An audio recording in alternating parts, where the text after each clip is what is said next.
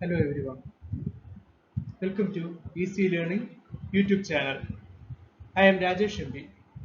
Today I am going to take you to SSLC Social Science Part 2. It deals with the important previous questions and answers. Today we are going to study about the first part of an economics chapter, and the name of the chapter is Financial Institutions and Services.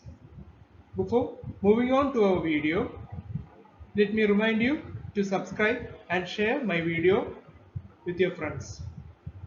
Kindly watch the video till the very end and leave your valuable comments in the comment box. Now we can move on to the first question of this video.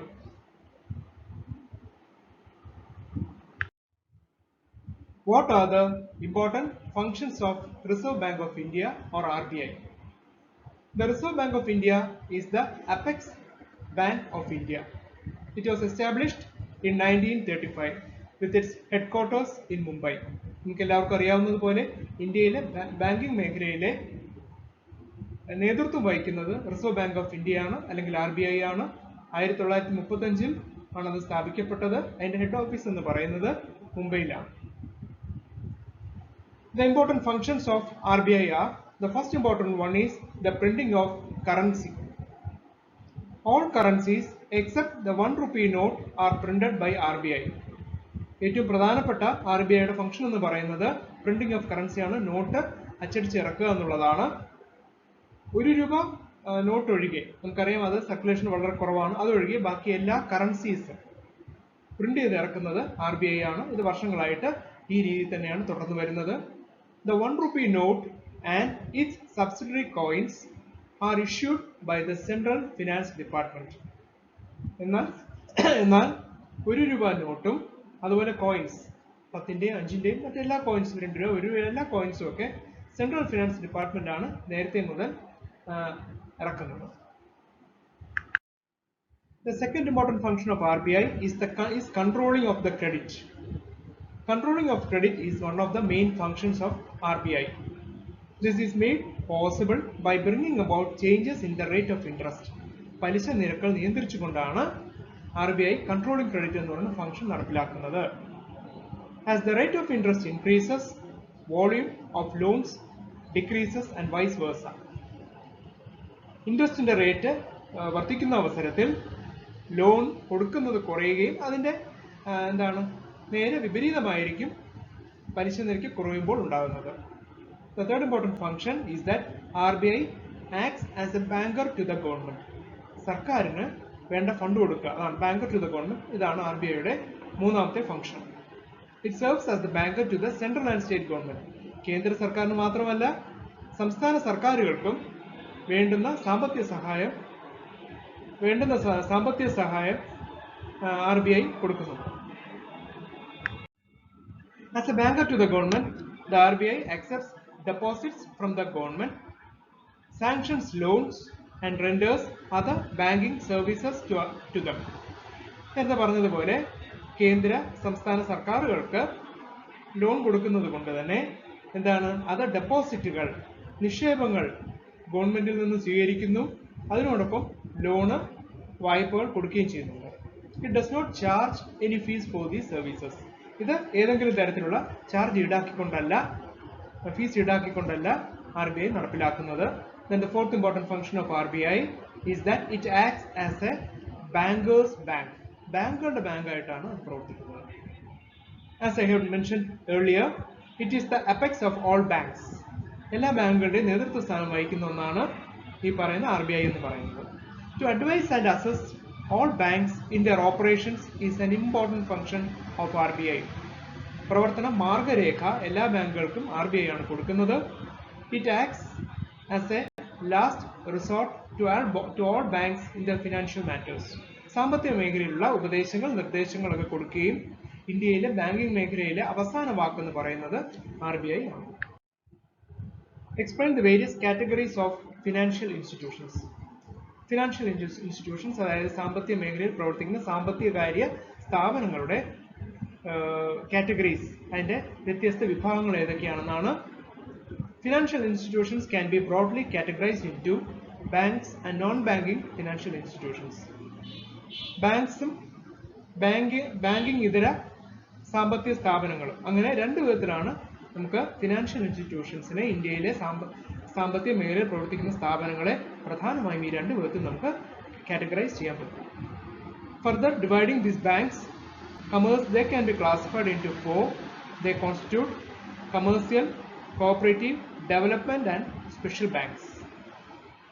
In the non-banking financial institutions include mutual funds, insurance companies, non-banking financial institutions.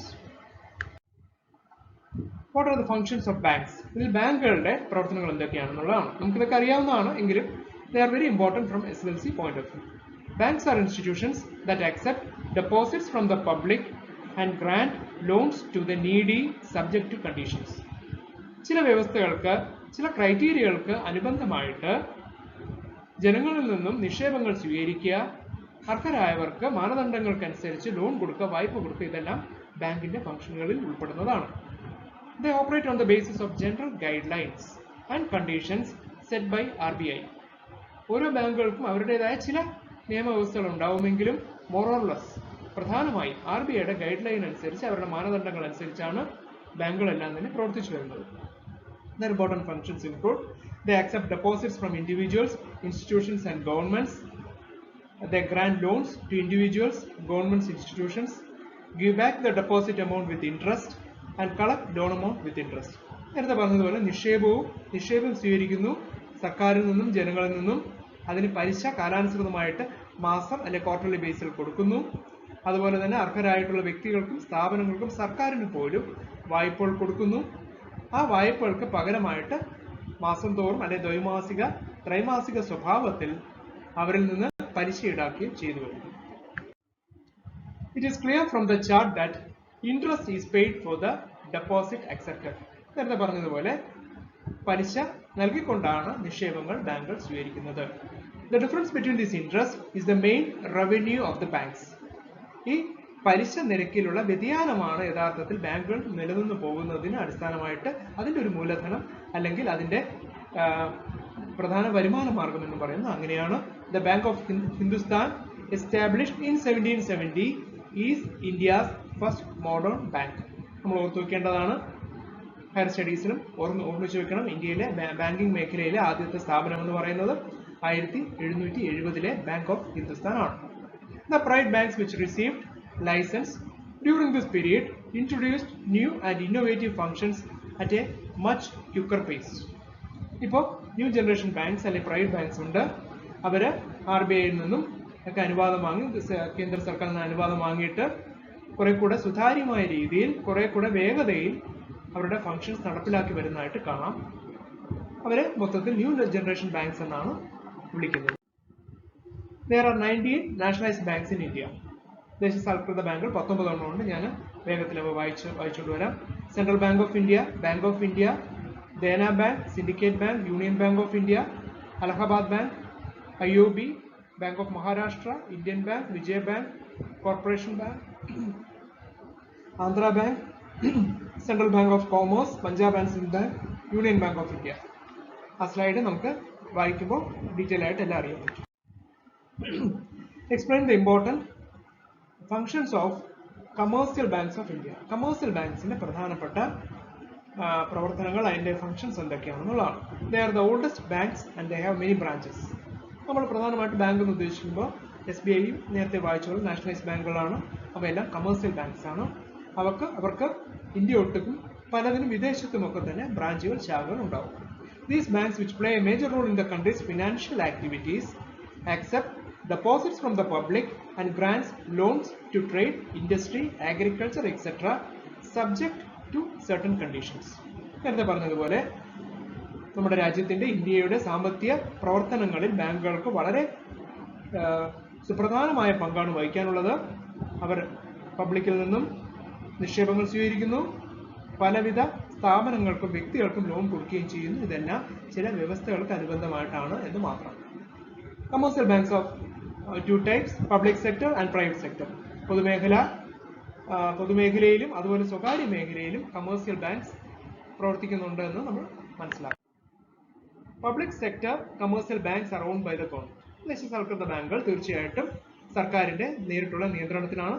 They are controlled by the Reserve Bank of India. SBI and its associate banks, nationalized banks and regional rural banks together constitute public sector commercial banks. SBI അതിന്റെ associate ബാങ്ക്സും മറ്റ് nationalised ബാങ്ക്സും ഒക്കെ തന്നെ പ്രധാനപ്പെട്ട പൊതുമേഖലയിൽ പ്രവർത്തിക്കുന്ന commercial banks ആണ്. Private Indian commercial banks and private foreign commercial banks are owned by private individuals. അതാണ് ഇന്ത്യയിലെ സ്വകാര്യ മേഖലയിലുള്ള കമേഴ്സ്യൽ ബാങ്ക്സും ഇന്ത്യയിൽ തന്നെയുള്ള HSBC പോലെയുള്ള ചില വിദേശ സ്വകാര്യ മേഖല ചില വിദേശ കമേഴ്സ്യൽ ബാങ്ക്സും ഒക്കെ തന്നെ വ്യക്തികളോ അല്ലെങ്കിൽ ഒരു ട്രസ്റ്റോ ഒക്കെ ആയിരിക്കും അതിന്റെ നേതൃത്വം വഹിക്കുന്നത്. അവരാണ് അതിന്റെ അധികാരം കൈയാളുന്നത്. They also operate under the control of the Reserve Bank of India. സ്വകാര്യ മേഖലയിലാണെങ്കിൽ തന്നെയും അവർക്കും RBIയുടെ ഗൈഡ് ലൈനിൽ നിന്ന് വ്യത്യസ്തമായിട്ട് പ്രവർത്തിക്കാൻ കഴിയുകയില്ല. Continuing with the same question. Private foreign commercial banks are those banks which have registered in India but have headquarters in a foreign country. അപ്പോൾ നേരത്തെ പറഞ്ഞതുപോലെ വിദേശ കമേഴ്സ്യൽ ബാങ്ക്സ്, സ്വകാര്യ മേഖലയിലുള്ള വിദേശ കമേഴ്സ്യൽ ബാങ്ക്സ് എന്ന് പറയുന്നത് അവർ ഇന്ത്യയിൽ തന്നെ രജിസ്റ്റർ ചെയ്യപ്പെട്ടിട്ടുള്ളവയും എന്നാൽ അവയുടെ ആസ്ഥാനം എന്ന് പറയുന്ന ഏതെങ്കിലും വിദേശ രാഷ്ട്രത്തിലായിരിക്കുകയും ചെയ്യും എന്നുള്ളതാണ് അതിന്റെ ഒരു വ്യത്യാസം എന്ന് പറയുന്നത്. The two important functions of commercial banks are accepting deposits and providing loans. നമ്മൾ മനസ്സിലാക്കണം, ബാങ്ക് എന്ന് പറയുമ്പോൾ ഏത് കമേഴ്സ്യൽ ബാങ്ക് ആയാലും സ്വകാര്യ മേഖലയിലായാലും പൊതുമേഖലയിൽ പ്രവർത്തിക്കുന്നതായാലും അതിന്റെ പ്രധാനമായിട്ടുള്ള രണ്ട് പ്രവർത്തനങ്ങൾ എന്ന് പറയുന്നത് നിക്ഷേപങ്ങൾ സ്വീകരിക്കുക, അർഹരായിട്ടുള്ളവർക്ക് വായ്പകൾ, ലോണുകൾ കൊടുക്കുക എന്നുള്ളത് തന്നെയാണ്. The important deposits include fixed, savings, recurring and current deposits. എല്ലാവർക്കും അറിയാവുന്ന കാര്യമാണ്, അതിനെ ഒന്ന് നക്ഷത്രത്തിൽ പറയുന്നേ ഉള്ളൂ. സ്ഥിര നിക്ഷേപം, അതുപോലെ തന്നെ സേവിങ്സിന്റെ SB അക്കൗണ്ടുകൾ, റിക്കറിംഗ് കറണ്ട് അക്കൗണ്ടുകൾ, ഏതൊക്കെ യഥാർത്ഥത്തിൽ പറഞ്ഞാൽ നിക്ഷേപങ്ങളിൽ പ്രമുഖമാണ്. Banks provide loans to individuals and institutions for various purposes such as housing, agriculture, vehicles, etc. by accepting collateral security. അതായത് പൊതുവെ വ്യക്തികൾക്ക് കൊടുക്കുന്ന അല്ലെങ്കിൽ സ്ഥാപനങ്ങൾക്ക് കൊടുക്കുന്ന ലോണുകൾ എന്ന് പറയുന്നത് കാർഷിക മേഖലയിലും വാഹന ലോണുകൾ, പിന്നെ നമ്മൾ ഭൂരിപക്ഷം പേരും അവൈൽ ചെയ്തിട്ടുള്ള ഹൗസിംഗ് ലോണുകളൊക്കെ തന്നെയാണ്. ഇതെല്ലാം നമുക്കറിയാം എന്തിൻ്റെയെങ്കിലും സെക്യൂരിറ്റി, കൊലാറ്ററൽ സെക്യൂരിറ്റി സ്വീകരിച്ചുകൊണ്ട് അതിന് അഗെയിൻസ്റ്റ് ആയിട്ടാണ് ലോണുകൾ കൊടുക്കുന്നത്. Thus, we have reached the end of this video. The second part will be soon uploaded. Kindly watch this video till the very end and leave your valuable comment box. Thank you all.